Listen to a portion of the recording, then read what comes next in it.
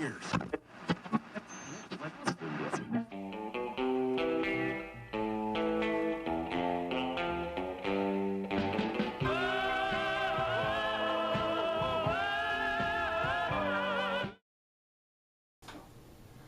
everybody, welcome back to Gregg's Vintage Workshop, where I'm restoring history one piece at a time. Tonight we're going to be looking at the 1957 Motorola 5P31A 3-power portable AM receiver that I purchased off eBay about a month ago. Now Larry, I know I told you I was doing the 54C first, but when my wife saw the radio, she decided it was her radio. So since it is her radio, I've got to go ahead and get started on it. I think it's going to be fairly quick. It seems to be in pretty good shape. I actually did put some power to it just because I couldn't wait to see, and it does actually play a little bit. So yes, it needs to be recapped. Yes, it needs to be cleaned up. And I need to check some resistors in it. So this Motorola is actually a 3-power portable AM receiver, called 3-power because it is AC and DC power. It takes 117 volts AC, as well as it has a 7.5 volt A DC power supply and a 90 volt B DC power supply. So we'll be recapping it. I'm going to see if I can't put together a battery pack of sorts that will power both of those supplies. I've been talking with Bob a little bit about it, and he actually picked one of these up in the last couple weeks as well himself. So we're kind of following each other's leads here. So I'm going to go ahead and get started on mine, and then I think he's going to work on his. So without further ado, let's get started. Let's take a look at this thing. Well, okay, so let's take a quick look at this Motorola 5P31A. Again, it's a 1957, and it actually has 4 tubes, a 1R5 converter tube, a 1V4 IF amp tube, a 1DN5 AVC AF tube, and a 3V4 power amp tube. The handle is also an antenna. The radio is actually pretty decent shape. I mean, it's dirty and it's worn more than the camera is showing. It looks actually a lot worse in person than it does in the camera. Motorola's worn off and some white paint or spider dung, whatever that might be, Larry would call it. And you know, it's dirty overall. Also, it's not in too bad a shape. It has some staining. This is probably going to be the most difficult portion right here. This is actually a dent. And I'm not sure if I'm going to try and straighten that dent out or not. It's not much of a dent, but it's material, and the material obviously is torn off. So I'm not quite sure what I'm going to do with that yet. I'm thinking about maybe trying to build that up with some spot putty, and maybe I'll paint it. This is kind of a yellowish color. I wonder if I painted this with a somewhat matching yellowish color, and then dump some pepper on it or something to come up with this black. I don't know. I gotta think about that. But anyway, let's take a look here. Has the AC jack on the back. It's dual pin. I just so happened I had a cable that I'd bought off of eBay for one of my laptop computer adapters, and the spacing looked pretty close, and actually the spacing was almost exactly the same. I just had to spread it slightly, and I can get that to plug on pretty snugly. So that's what I'm going to use that piece of it. See if we can get it open. Not quite sure how the latch works, but I think you just kind of like that. Okay. Let's turn that antenna back around. See what we got. It's got a chain that you can take loose to open it up a little bit more. It's got a pretty nice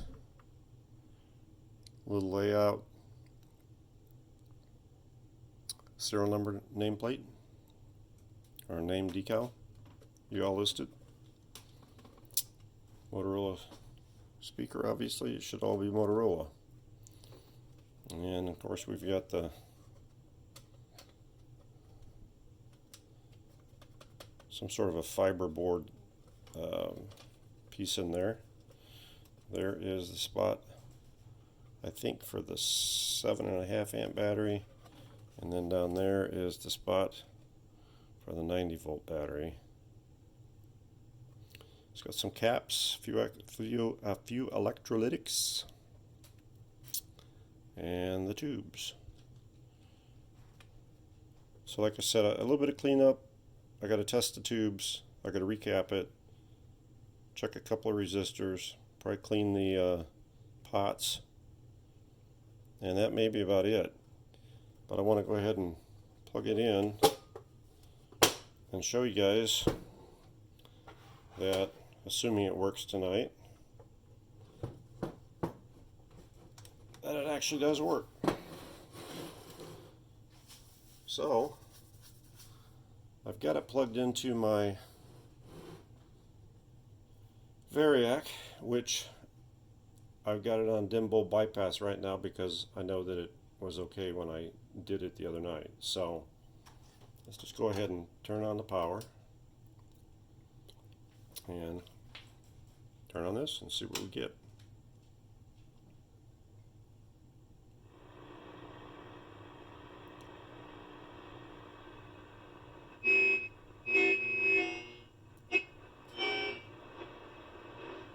DailyNews.com, WKE Weather Center, your AccuWeather forecast. Mainly clear skies, low 64. Remaining warm Friday with clouds and sunshine. A shower or thunderstorm around in the afternoon, high 86. Humid, thunderstorm in spots late, low 67.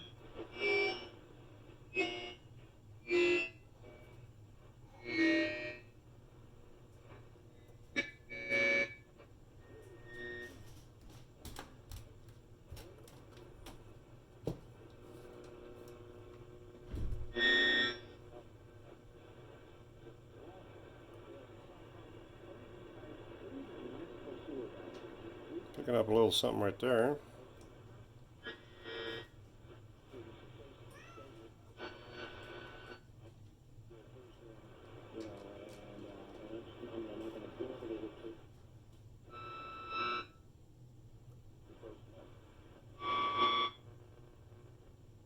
And that's it.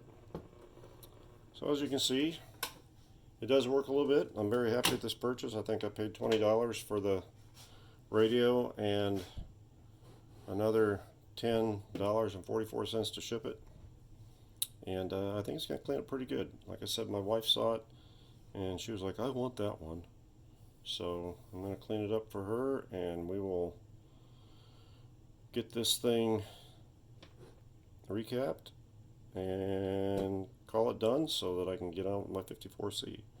So let me go ahead and pull the tubes out.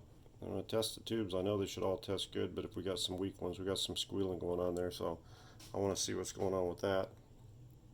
I also need to, it's also got a selenium rectifier. I'm going to check the voltage on that. So let me get started with that, and we'll be back.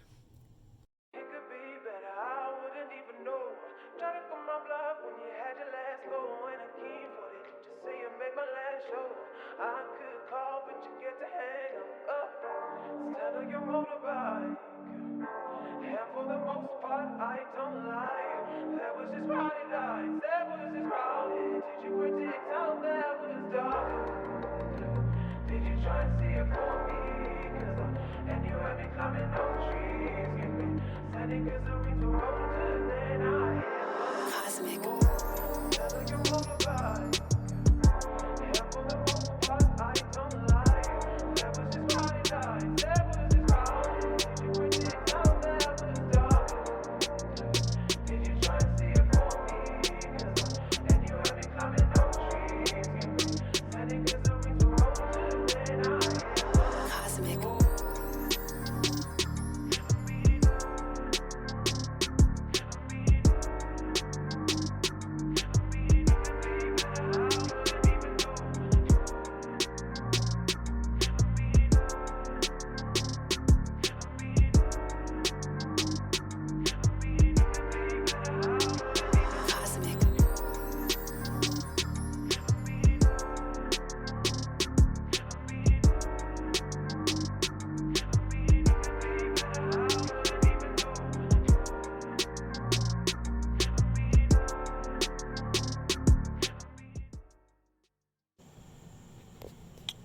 Okay, so I have the 1R5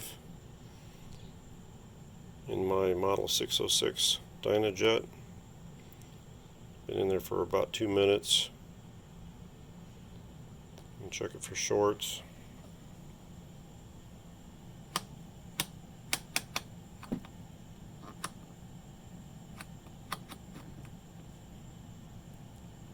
As long as we don't stay on, we're good. The one flash we had in another location, that's fine. Alright, we'll go to the grid emission. Okay. And we'll go to the quality. Okay, very good tube. Alright, let me get the next one. Okay, so we're back with the 1U4. It's all set up in there. Do the shorts first.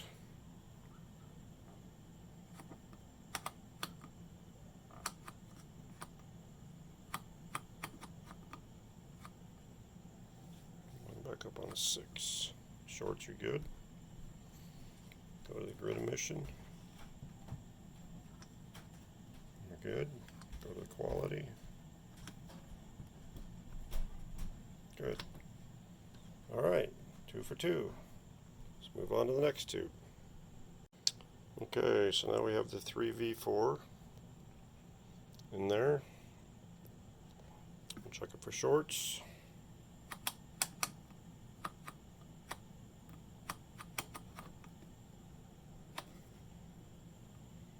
Shorts are good.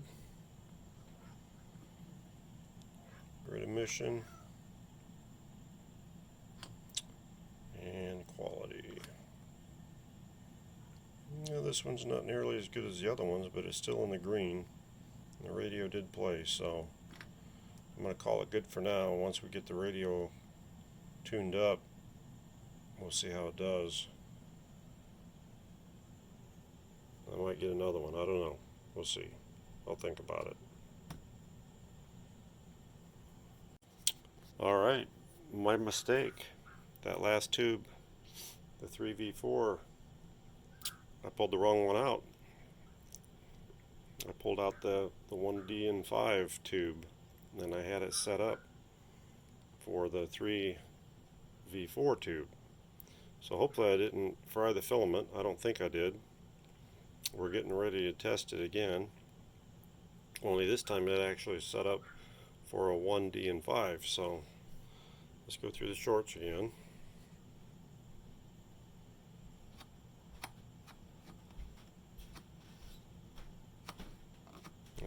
That was just a flash, so we're good.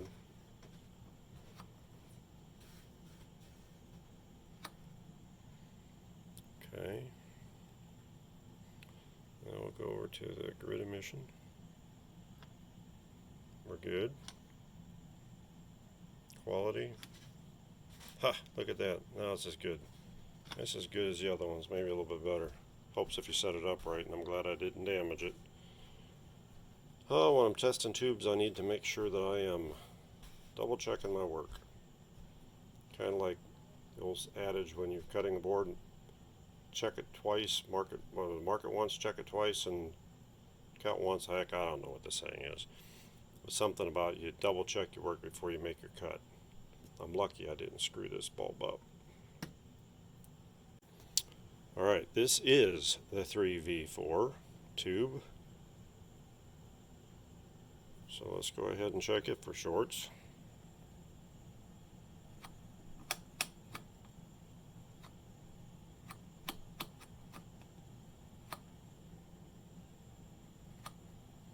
And we're good. Check it for grid emission. We're good. Quality. Good. Ooh, it's dropping a little bit.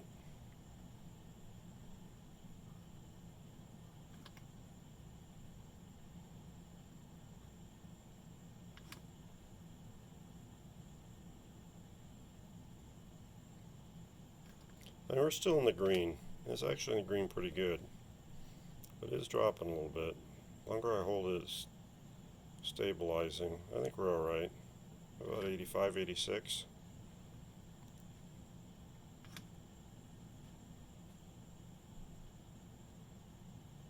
It's actually getting better each time. Now we're at 90.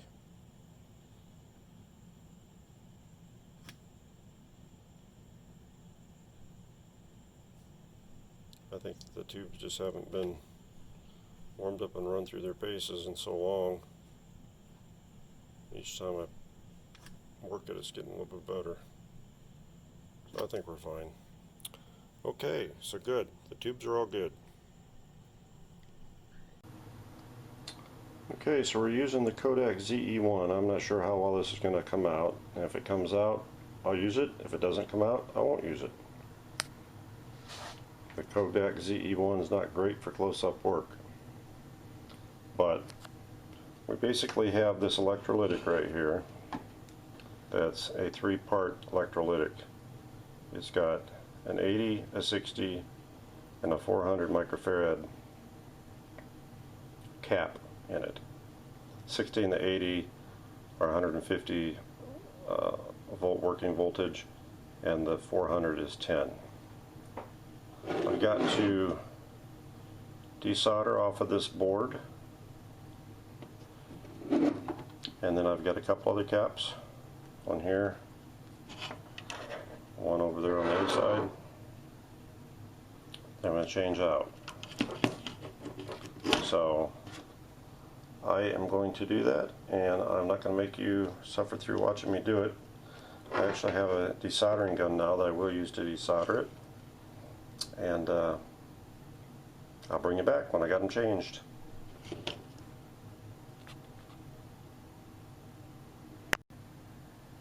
Alright everybody, you can see I got my electrolytic there done. Got the 80, the 60, and the 400 in there. And I've done it so that I can put my cap back over the top of it like that. And it'll look original. I'll put a little hot glue in there to hold that in place. Alrighty, we got the other caps in.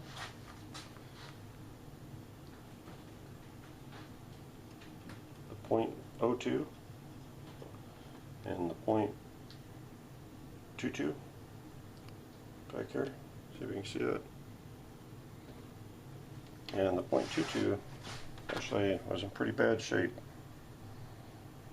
Got melted down all out of there. If you can see that. Now all this ZE1's doing for this close-up work. As you can see the core down in there, all the stuff had melted out of it. So anyway, she's all recapped. One thing I don't have capped yet, 0.05 says 600 volt. I don't have one. So I think that we're far enough along now that I am going to probably end this video at this point. I know my granddaughter is here and she doesn't want me down here working. She wants me playing. So that's what I intend to do.